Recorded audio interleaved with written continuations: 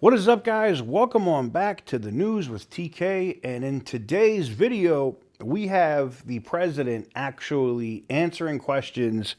And this was yesterday after basically swearing in Dr. Oz into, I guess, Medicaid, or the head of that division in the federal government. Interesting. But more interesting was the answering of questions that the president did with the press. This is one of the wonderful benefits we get in terms of archive footage, live streams, and other stuff we get from the White House, having that White House press pass. More on that coming soon, because I think we're going to take a trip to D.C. much sooner than later. So stay tuned for that. But the president got into a lot of different things, including really holding the Democrats' feet to the fire when it came to this illegal immigrant who was deported, is a documented member of MS-13. And it's not me saying it. It was a Democrat-appointed judge that affirmed this, too, actually, which is kind of interesting. And already had an order for removal. That means time for you to go. And then, not to make it even sound worse, got caught with, got caught in a vehicle that had drugs, firearms, and other stuff in it as well when they were arrested. So, sorry if I don't have any sympathy when it comes to that there, right? And I've seen this being pushed so hard in the media to make it look like this guy is like, oh, he's just an innocent guy. Now, does the government ever pick on people or do things that it shouldn't? Of course it does. It happens on both sides, and you know it. But without further ado, let's get into the press conference where the president actually answers questions from the press. Amazing how that works, and then we'll come back and discuss. Easy. Go ahead. Secretary Rubio said that the U.S. will have to figure out whether a deal can be done between Russia and Ukraine in a matter of days, or you will just move on. Yeah, very short. How many days is that? No specific number of days, but quickly. We want to get it done. We're talking about here people dying. We're talking about over there people are dying also, like on average 2,500 young people, soldiers. They're not from America. They're not from anywhere else other than Ukraine and Russia. But we want to save these lives. So it's 2,500 a week are being killed in battle. It's a vicious battle with the best equipment, the best everything, and it is brutal. 2,500 young people a week. Some of them not so young, actually. They're getting older. They're getting older by the month. But 2,500 a week, and we're going to get it stopped ideally. Now, if for some reason one of the two parties makes it very difficult, we're just going to say you're foolish, you're fools, you're horrible people, and we're going to just take a pass. But hopefully we won't have to do that. And Marco's right in saying it. We want to see it end. Think of it. Every day, a lot of people are being killed, as we talk about, as they play games. So we're not gonna take that, and we'll see. I think we have a good chance of solving the problem, however. Yeah. Are you prepared to walk away completely from these efforts and these talks? Well, I don't want to say that, but we want to see it end. We want to see it end, yeah. Is Vladimir Putin stalling, in your view, Mr. President? I hope not. I'm going to let you know about that soon if he is, but I hope not. He's got a big force out there, big force. It's a war that should have never happened. It would have never happened if I was president. That's a war, and it didn't happen for 4 years. That's a war that should have never happened. October 7th, Israel would have never happened. Iran was broke, and now we'll see what happens with Iran. We have a lot of them out there. We have a lot of things that we're working on right now that shouldn't have happened. None of it. Ukraine would have never happened with Russia. October 7th would have never happened, so you wouldn't have had all the problems in the Middle East. The Afghanistan embarrassment, probably the most embarrassing day in the history of our country, would have never happened. Inflation would have never happened. By the way, prices are down. Groceries are down. Eggs, which you hit me so hard, I'll never forget the first day, first week in office, they were screaming at me about eggs. I said, what's going on with eggs? They were doubling and tripling. I said, I just got here. They were up like double, triple, and you couldn't get any. They said, you won't have eggs for Easter. Well, you can have all the eggs you want. I'll tell you, Brooke Rollins, Secretary of Agriculture, did a great job. And the egg prices are down 87%. But nobody talks about that.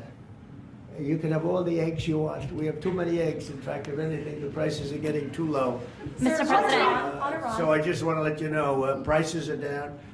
Gasoline yesterday in 3 states hit $1.98 a gallon. And it looks like it's at a level that it hasn't seen since my days, my 4 years. So it's about I'd say maybe, I think we're going to be averaging $2.25 very soon. So I just want to let you know, though, because I keep hearing about prices and inflation. Prices are coming down, not going up. Only the fake news says they're going up. The only thing that's even are interest rates. And if we had a Fed chairman that understood what he was doing, interest rates would be coming down too. He should bring them down. Yeah, please. Mr. President, what do you need to see from both sides in order to keep negotiations going? What do you want to see from Russia and Ukraine?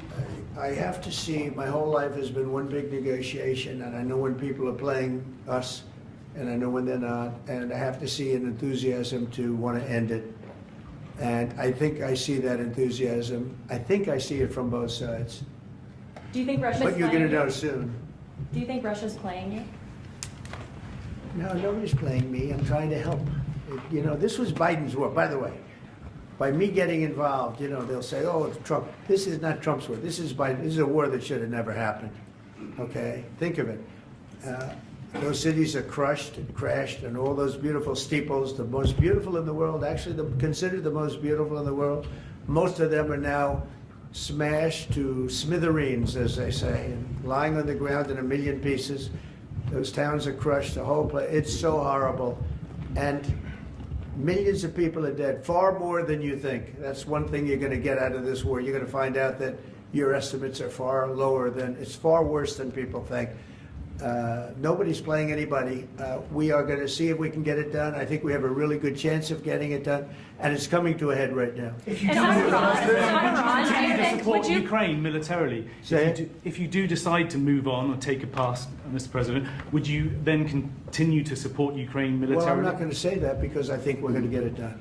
On Iran, having Iran There's a group of Venezuelan men down in Texas who have been alerted that they are soon going to be deported under the Alien Enemies Act. Have you authorized that operation, I and don't know where are they about going the to group go? you're talking about, but if they're bad people, I would certainly authorize it, yeah.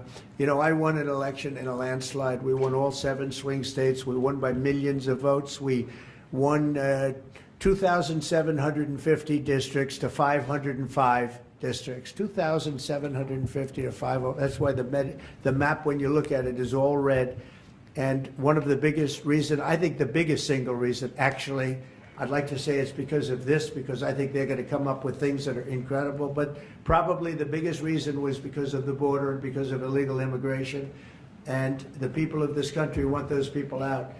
Because what Biden did, and I don't know if he did it, I'm not even sure he knows what the hell he was doing, but what his people did, representing him, was allow millions and millions of people from jails, from prisons all over the world, people from mental institutions and insane asylums, gang members, drug dealers, pouring into our place. And you know what? Our people voted for me to get them out. They want them out. They want them out. And we've done a hell of a job. And by the way, Ecuador and various places, but El Salvador, we've been helped by a lot of other states where they're helping us, actually. Because you couldn't, look, what this man was thinking when they allowed open borders and people to come in, if you look at Venezuela, their crime is down by 72%.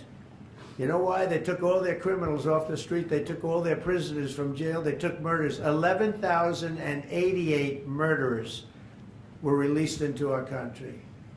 Bad things are going to happen. Bad things. And we're getting them out. And that's why I was elected. A judge wasn't elected to do that. I was elected to do that. And we're doing it in record fashion. We have the safest border, the most secure border we've ever had. See the Declaration of Independence? You should all read that before you leave. That's the real deal. You should all read it before you leave. Yeah. Mr. President, photos have emerged of Senator Van Hollen sipping what appears to be margaritas with Abrego Garcia down in El Salvador. Do you encourage other Democrats to fly down to El Salvador to meet with this illegal alien who's an accused wife beater? I like this guy. See, now this is the kind of a reporter we like. There aren't enough of them. We got to get some more of them. But no, I appreciate that question. No, look, he's a fake. I know him. I know them all. They're all fake, and they have no interest in that prisoner. That prisoner's record is unbelievably bad. If you would go into the room, you might, if you would, Caroline, maybe go into the room and see if you can find that little slip. I wrote some things down. I don't know why you'd want to keep him, but I just we got a little biography of him. Did you help set up that? Not a very innocent guy. Yeah, Did you help but- set up that on the meeting, IRS. sir? Mr. President, On the- in the spirit of Easter Sunday and While we're on Good the Friday. subject, right? Yes, of course. So you're talking about Abrego Garcia, is that the one? Yeah. Is an illegal alien MS-13 gang member and foreign terrorist. This comes out of the State Department and very legitimate sources. I mean, I assume, I'm just giving you what they handed to me, but this was supposed to be certified stuff. In 2019, Garcia was issued a deportation order. Two separate judges affirmed Garcia was a member of MS-13, which is a gang that may be even worse than Tren de Aragua. It may be worse. They kill people with knives because it's more painful. Very famous for the knifing and killing of two young 16-year-old girls walking to school one day, and they sliced them up into little pieces and killed them. That's MS-13. And two separate judges affirmed Garcia was a member of MS-13. When Garcia was originally arrested, he was wearing a sweatshirt with rolls of money pouring out, an MS-13 gang symbol that he was driving with two other known violent MS-13 gang members, two of the most violent members that we know of in the MS-13 gang of thugs. In 2022, Garcia was stopped by the Tennessee Highway Patrol, who was found to be transporting 7 people from Texas to Maryland, and he had no driver's license. He was driving violently. In 2020 and 2021, Garcia's wife filed for a protective order from him and said he was violent and abusive and really scary, including allegations that he punched and scratched her on the eye, left her bleeding after throwing her laptop on the floor at her, ripped her shirt, and ripped off her shorts. He then grabbed her arm, leaving very severe marks. Garcia's wife also wrote in court, "At this point, I am afraid to be close to him. I just don't want to be close. I have multiple photos and videos how violent he can be and all of the bruises that he's left on me." She just couldn't get anywhere near him. This is the man that the Democrats are wanting us to fly back from El Salvador to be a happily ensconced member of the USA family. Isn't it a shame? And by the way, I've been hit pretty hard by fake shows, fake news, MSDNC in particular, where they talk about how evil I am, that this man would be thrown out of our country. This man is according to certified statements that we get, is a very violent person.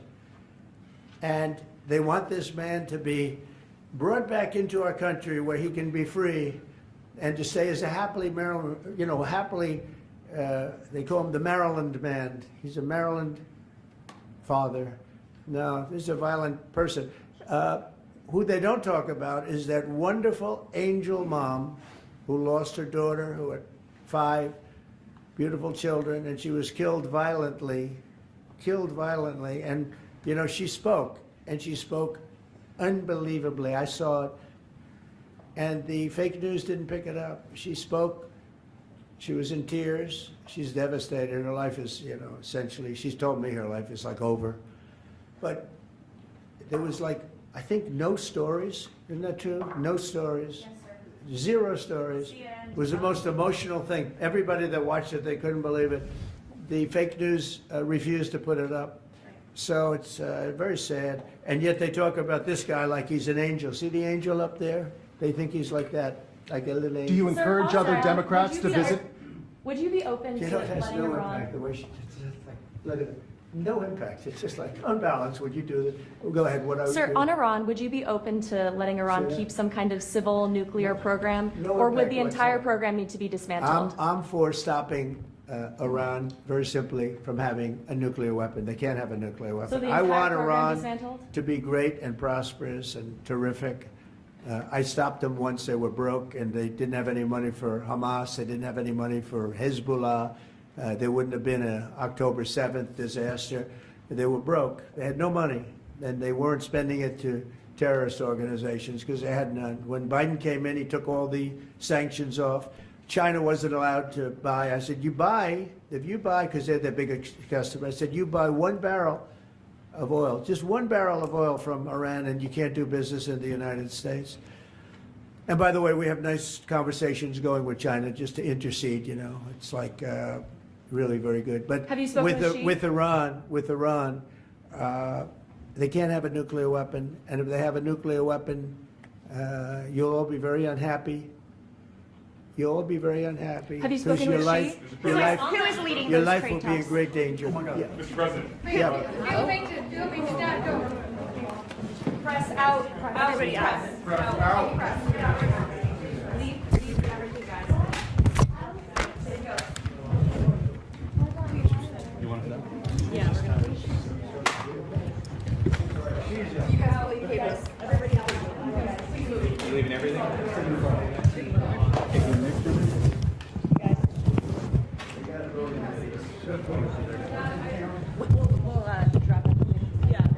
Drop the cameras, please. We'll leave.